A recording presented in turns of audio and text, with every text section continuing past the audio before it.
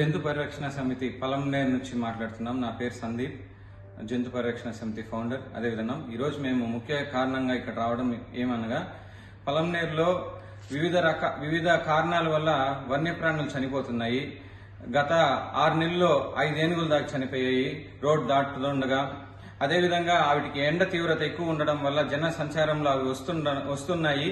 Road cross చేస్తున్న టైంలో accidents జరుగుతూ చనిపోతున్నాయి, కరెంటు తగిలి చనిపోతున్నాయి. మరీ ముఖ్యంగా గత వారం నుంచి 3 సార్లు ఆకతాయిలు ఎవరో అడవిని అంటించేస్తున్నారు. ఈ అడవి అంటించే టైంలో వివిధ రకాలైన జంతువులు, వన్యప్రాణి జంతువులు అవి జన సంచారంలో వచ్చి జనాలను వాటిని కొట్టడం ద్వారా వాటిని చంపేస్తున్నారు. అదేవిధంగా వాటికి అగ్గి ద్వారా చనిపోతున్నాయి. ఈ ఫారెస్ట్ డిపార్ట్మెంట్ వారు గత చాలా సార్లు మేము కూడా వాళ్ళకి విజ్ఞప్తి ఇచ్చాం. సార్, ఇప్పుడు మనుషులకి ఏదైనా ఆపద వస్తే నోరు ఉంది, మాట్లాడతాం.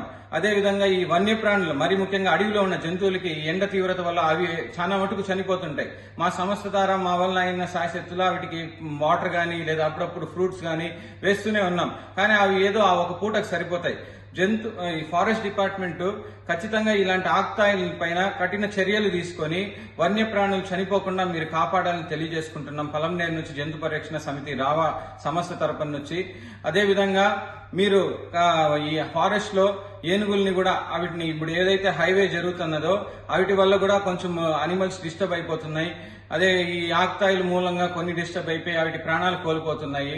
కాబట్టి ఇవన్నీ మీరు తగిన చర్యలు తీసుకొని వెంటనే ఈ వన్యప్రాణుల పైన సంరక్షించి మీ ఫారెస్ట్ వారు, డిఎఫ్ఓ వారు, అదేవిధంగా స్టేట్ అండ్ సెంట్రల్ రెండింటికి మా వల్ల అయిన విజ్ఞప్తి ఇస్తున్నాము.